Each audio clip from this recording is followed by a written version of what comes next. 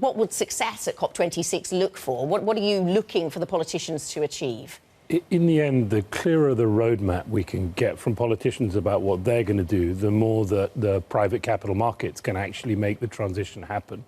In the end, there's a lot of good words are going to come from government and regulation is going to come from government, but a lot of the capital that's required to make the transitions has to come from the private markets. And so really it's about what's the roadwork we're working with. And what is the role of the hedge fund industry within that, in fixing this enormous challenge? Sure. Look, I think the key area around hedge funds is, and this is really anybody that's investing in liquid stocks. So you're an owner of a company, and that gives you the chance to engage with management and to make sure that they have a serious plan, not just a sort of fluffy hand-waving plan. And we've seen lots of those around, and I would imagine there'll be an awful lot of hand-wavy, fluffy noise over the next few days. What matters is people with actual plans, actual movement, actual things going on. And hedge funds do a good job, can do a good job of engaging with companies. OK, and a lot of investments, with a lot of that in mind, a lot of investments are now labelled with sort of greener labelling and ESG labelling, and regulators in various parts of the world are just starting to ask questions about whether that ESG labelling really is what it says, on the tin. What are you doing at Man Group? What precautions are you taking to make sure that anything you label as green really is so? Look, I think that's incredibly important. If you make a commitment to your client that you are doing something that's green, that it's either an impact fund or it's an engagement fund, you actually really have to do that.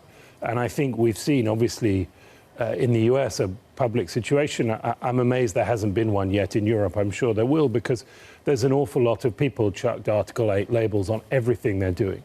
For us, it has to be about doing something actual real, actual significant. There's an interesting opportunity here for people like us to manage the data. There's an awful lot of data around in this space. It's a bit messy data, but you can use that to actually make interesting both short-term and long-term decisions, and then to engage with companies. But it is so important that you do what you say you're going to do. It's important you do what you say you're going to do. Are you finding that ESG assets really do provide alpha, really do outperform other assets? What's the latest thinking on that? I think you've got two different things. So you have the fact that there is large amounts of capital going to the space, and therefore some of the securities have been outperforming just because of flow of money.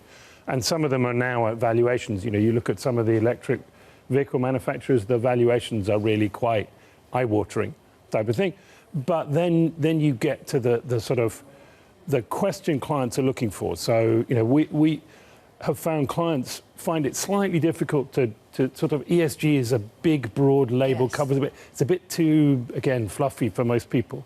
When you start talking about, I want a portfolio that is designed to help the transition to make sure we don't get more than 1.5% of warming, people can get their head around that.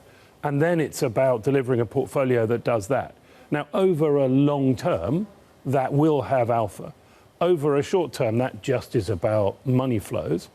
And also, for a lot of clients, it's like, this is the conditions I want to invest in. So I don't really care whether that outperforms against an oil company, that outperforms against a tobacco company, because that's not what they're doing. They're investing for the long term. You mentioned the difficulty of labelling some of these investments. Are you having conversations with regulators to make sure you get the labelling right? Do you stay away from certain labels like ESG, for example? So we are being very careful. That's our normal approach, right? Rather than this sort of blasé, well, let's just call everything. I mean, we are trying to engage with every company we invest in. But we wouldn't say that every fund we run is an Article 8 or an Article 9 fund. It's clearly not. It's one thing if you engage. It's another if you actually get stuck into specific ESG topics. And so, we try to be conservative in what we say so that our clients know if they ask for something, that's what they're going to get.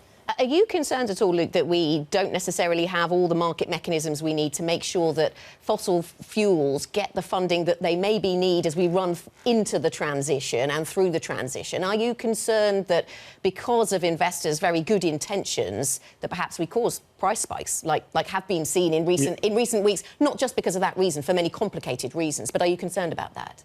Yes. Look, I mean, it's an energy transition. It's going to take time. I think that green energy is super important. I think getting to green hydrogen and using green hydrogen as effectively the battery mechanism. So when you have excess wind power, when you have excess solar, you turn it into green hydrogen. Then when you don't have enough wind, as we had last month, what you can do is burn the hydrogen. To us, the hydrogen is the future battery, if you like, for the energy production. But it's going to take time to get all of that infrastructure in, and it is important that we finance enough sort of oil and so on to keep us going through all of that. And I think one of the other things that's really important is that what we don't do, because the public markets are so visible, that what we do is we force public companies to sell assets to private companies where they get financing without it being visible.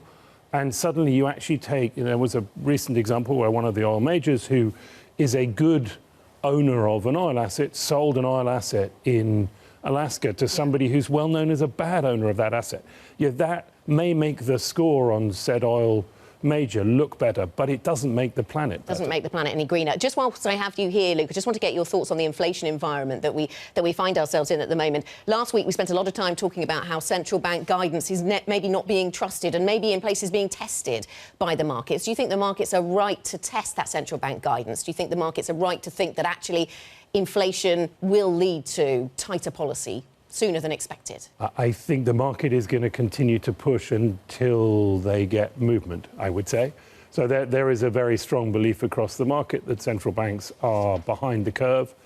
I think the move last week in Australia was very striking, that the moment that the Aussie Central Bank stopped intervening, the 2 years went from 10 basis points to 60.